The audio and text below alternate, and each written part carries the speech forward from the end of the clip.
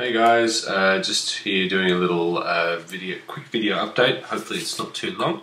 I just wanted to run through a few things that could make your arrangements go from nice bits of notes on a page into something that really comes alive when it's performed by real musicians.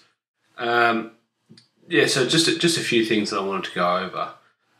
The first of them, once you're kind of happy with your notes and exactly what notes and what rhythm your instruments are playing, it's important for you to think about how those notes are going to be played, both articulation, things like accents, staccatos, slurs, things like that. Playing techniques could be bending for guitar or glissandos in brass parts or other. So that's how you play the notes, or articulation, but also how loud you want each instrument to be. You know, you might want the guitar to sit right back in the mix, so you would obviously use the appropriate dynamic marking. So if you just have a look, this is an arrangement that I've done for a large ensemble, but I just wanted to illustrate a few things. So if I zoom in here, you can see that pretty much every piece, every instrument here, I've made sure that whenever they start playing, I've told them how loud they're going to play, and that's really important. So, you know, bass guitar, when they come in, I want it to be really loud, so I use the dynamic marking forte. With the guitar with the overdrive setting, let me just move to where are we? Move to panorama view. The guitar, you know, I said I want you to start soft, but then fade in or crescendo, and use these hairpins to show that. Now in Sibelius, you get those with it's a line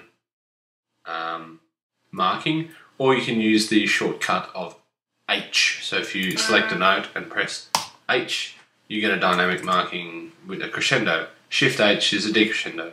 Now to put in dynamics, you put them in as text, and it's called an expression text. So if you go up to text, styles, expression. Now if you're in Sibelius 6, if you were to right click, you would go text, expression, or shortcut there of Apple E on a Mac or Control E on a PC. So if I wanted to put in an expression, select the note that I want to attach it to, Apple E, and then I hold down Control to differentiate that I'm actually writing in a dynamic. So Control F is forte, Control MF is mezzo forte, Control MP is mezzo piano, and Control P, it's just typing text, but if you hold down Control, it puts it into the dynamic marking font.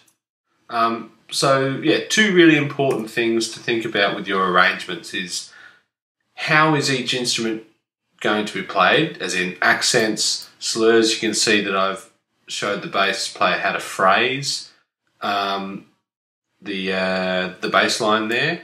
If let's zoom out and find another example as we go along.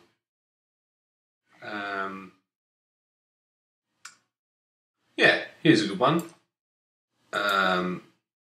We've got we've got, you know, slurs here in the trombones and bass trombone, and then we've got these big chords here, but I've marked them with an accent because I want them to be really loud. And I've also marked them, I'll zoom in so you can see. I've lost my place now. Here you go. I've marked them with both an accent and a staccato. Okay? So just, again, how do you want the notes to be played and how loudly do you want them? Now if you're struggling to remember what sort of articulation it is, on Moodle, if you go into the intermediate arranging, down in week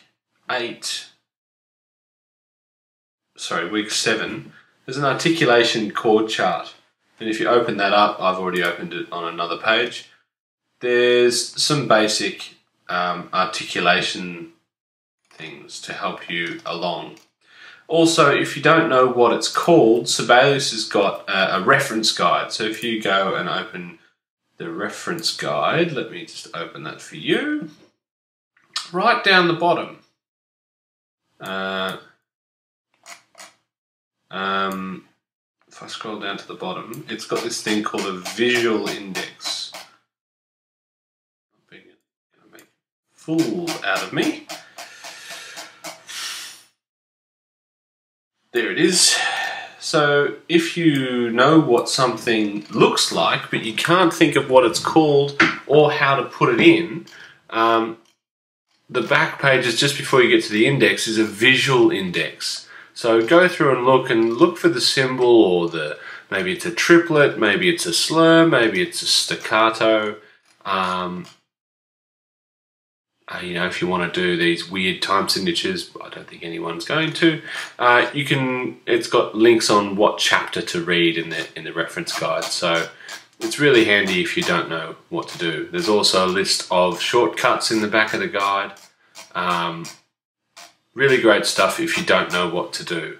And those of you who are using Sibelius 7, it's got this really handy feature that if you click up here and you go, you want to find out how to use, put a triplet in, TRIPL, you can click on what you want. Now, I want to know how to put a triplet in, and it brings it up for you in the ribbon, which is really cool stuff.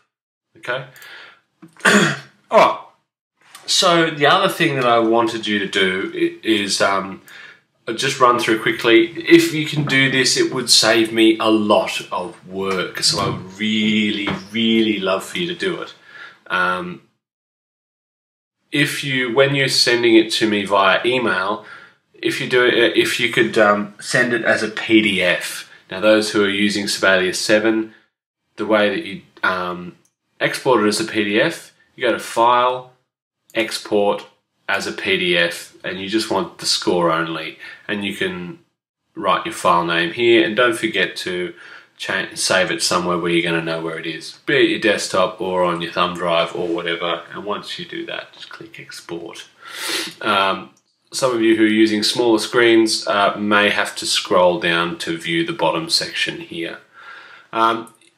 If you are not on a Mac or not on Sibelius 7, I'm not 100% sure how to do it in Sibelius 6, but that's fine. Just send me the score. Just bear in mind that for every person's Sibelius score, I'm going to have to export a PDF so I can send it to the musicians. So anything you can do to help me would be much appreciated.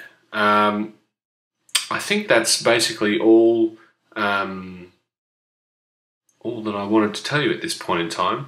Yeah, just again, if you're really struggling, make sure get the bass line happening, get the melody, get the vocals happening. Just write a 1 or 2 bar drum beat, copy and paste for now, and then make sure you get your chords in. That'll mean the arrangement is much easier to go.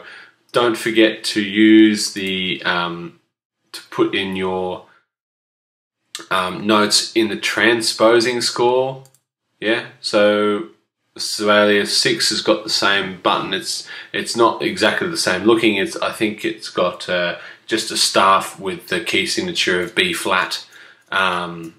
It's in the middle of the window. I can't remember exactly where it is, but if you hover over it, it says transposing score. And you can see when I've got that selected, all my clefs are in the correct transposition and the notes move. If I turn that off, I'm all in the same key, and it makes my job a lot easier as an arranger because I can instantly look at that and know what the notes are. I only have to read treble and bass clef. I don't have to transpose major seconds, major sixths, major ninths, etc., etc. So do that, those things. Oh, and the last thing I wanted to do is remember about the panorama view.